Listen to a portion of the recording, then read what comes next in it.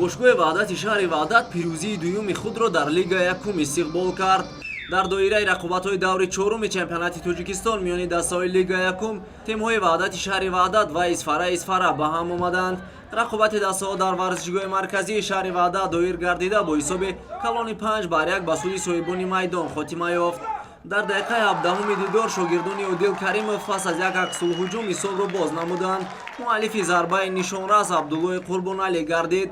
бо гузораи 3 дақиқа футболбозони шаҳри Исфара голи ҷавобиро заданд.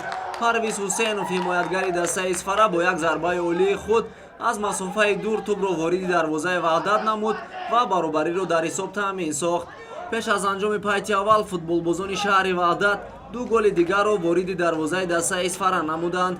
ҳамлавар Абдуллои Қурбоналӣ дар дақиқаи 45-уми дидор бо голи зебои худ натиҷаро 2-1 намуда ҳамзамон ба номаш дубл сабт кард. дар дақиқаи дуюми изофаи қисми аввал Алишер Раҳимов аз ҳайати Ваҳдат голи сеюми тимашро вориди дарвозаи Исфара намуд. бо ҳамин натиҷаи 3-1 дастаҳо ба танаффус баромаданд. дар қисми дуюми дидор соҳибони майдон дарвозабони дастаи Исфараро маҷбур намуданд то ду маротибаи дигар тӯбро аз дохили дарвозааш гирад. дар дақиқаи 77 Абдуллои Қурбоналӣ голи сеюми худ ва чоруми дастаашро зад. бо гузораи 2 дақиқа Фаридун Назруллоев ба бозӣ нуқта гузошт. бо ҳамин тартиб рақобати дастаҳои Ваҳдати шаҳри Ваҳдат ва Исфара бо натиҷаи 5-1 ба суди дастаи Ваҳдат поён ёфт.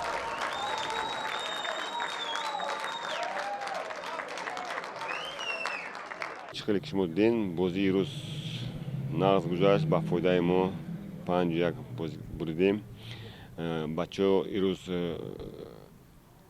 чӣ ки ман ният доштам дар ин бозӣ кардана якум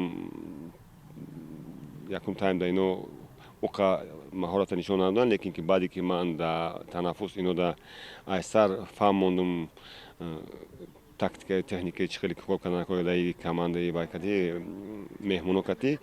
ман чӣ хеле ки шумо диден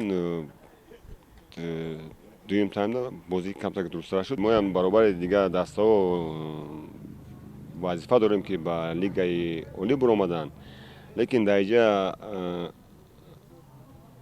роли асосии маблағгузорӣ бозӣ мекунад ки кадоми даста вақт соатиша маблағ бития бозингаро шуда. ҳамин даста ба фикрам бисёр шансе дорад ки барои лигаи олӣ баромаданд. бозиҳои дигари даври чоруми Лигаи Якум бо чунин натиҷа ба анҷом расиданд. тими Равшани Зафаробод бо ҳисоби 2-1 дастаи Динамои Душанберо мағлуб кард. ҳосилоти Фархор як голи беҷавоб ба дарвозаи Сарои Камар зад. Регар Тадази шаҳри Турсунзода бо ҳисоби калони 8-2 Моҳири Ёвонро шикаст дод. дидори дастаҳои Барқчии Исор бо Пахтакори Ҷаббор Расулов ва Паншери Ҷалолиддини Балхӣ бо Олдбоки ноҳияи Восе мусовӣ ба анҷом расид.